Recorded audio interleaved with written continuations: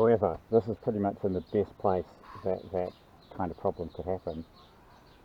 What I'll do is I'll just grind it back past the glue, and I'll put in another piece, I guess. So I ground away the bit that glued badly, and I cut and scarfed the replacement piece. This big bit of plywood's going to clamp it down as it glues.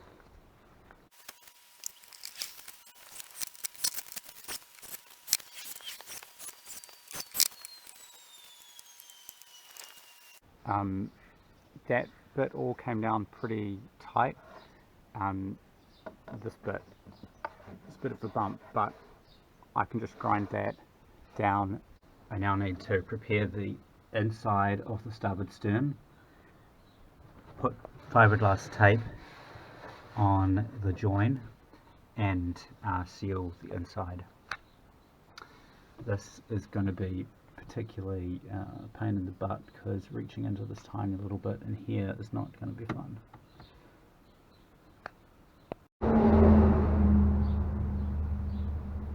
I'm going to try some of the tricks that Mark taught me. I'm going to cut out fiberglass tape to join the seam on the inside, and then I'm going to put it on a piece of plastic, and I'm going to wet it out on the table.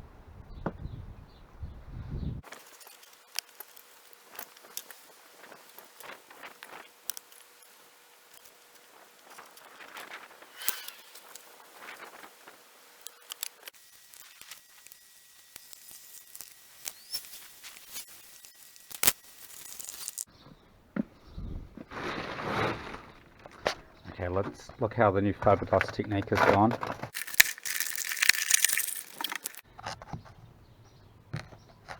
That looks perfect. I'm happy how all the fiberglass tape turned out.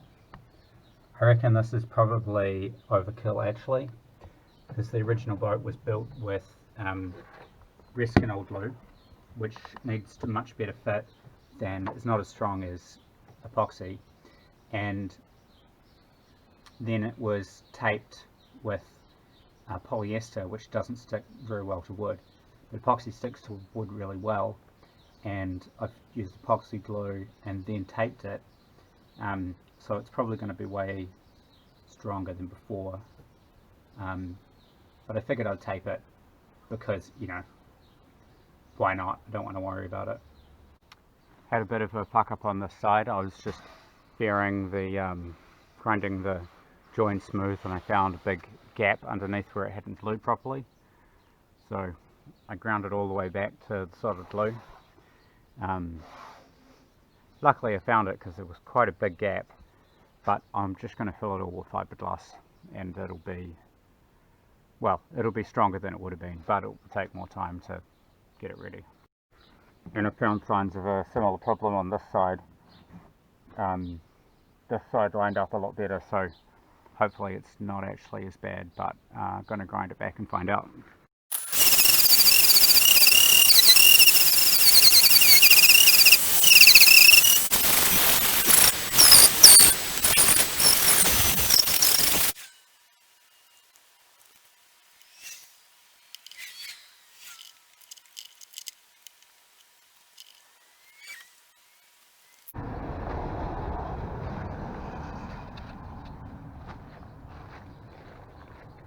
Here's a lesson I learned the hard way when doing the bulkhead. So I've got a thick piece of wood, and I want it to clamp it in by the screws, but the screws, if the wood is only as thick as the clear section, then it would work, but if it goes through, it's going to grip both pieces of wood and not compress it properly. So I've drilled 4.5mm holes, which is enough that the thread won't grip it, but it will still tight enough that it will stay in place.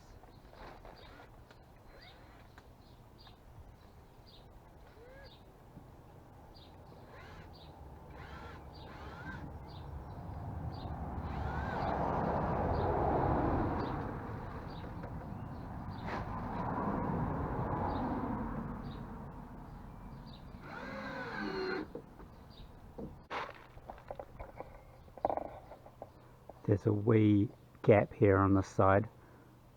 That's just because I didn't do a perfectly square job of grinding it, but that's okay. That's something that we can just fill with epoxy. But first, a cup of tea.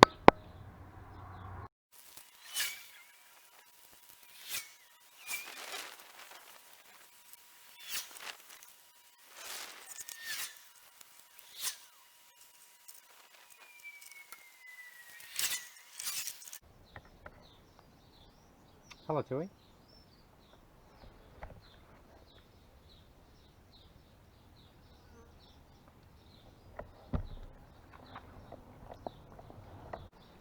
The original build wasn't perfect either. Like, where did this bump happen?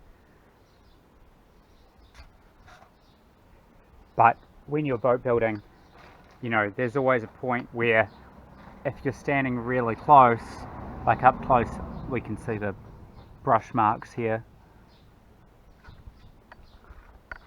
But if you're back a little ways from where the distance most people will see the boat, or further, then it looks perfect. That's really the test of a boat build, is how close can you get before you start to notice the imperfections. However, if you achieve a 10-foot finish, it's still going to be perfectly adequate for sailing.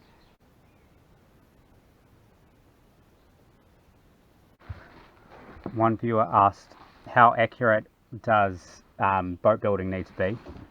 And, well, I've planed this down a bit. This is probably actually more accurate than necessary. Gaps like this, that thing, epoxy can easily fill all of that stuff, it doesn't matter.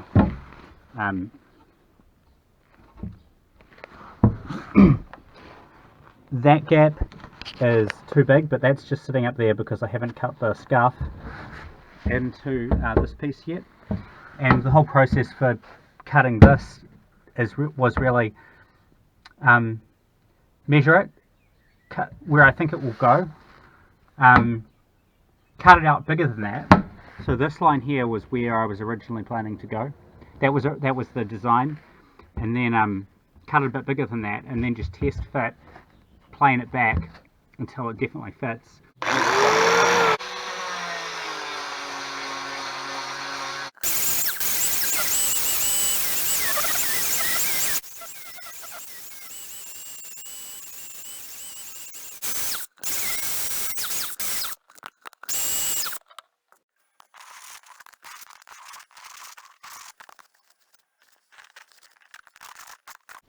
Really like a save.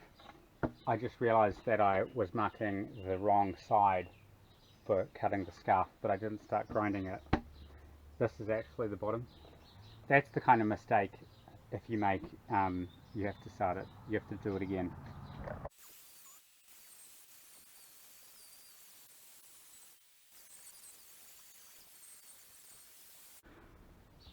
When you're grinding the scarf, the layers in the plywood give you a good guide about whether you're even and flat.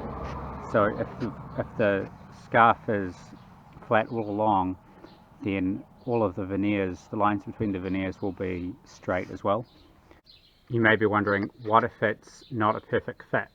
Well, we're just going to whack heaps of epoxy in and then clamp it down so it squeezes, the extra squeezes out, and that way we'll know we'll have filled all the gaps.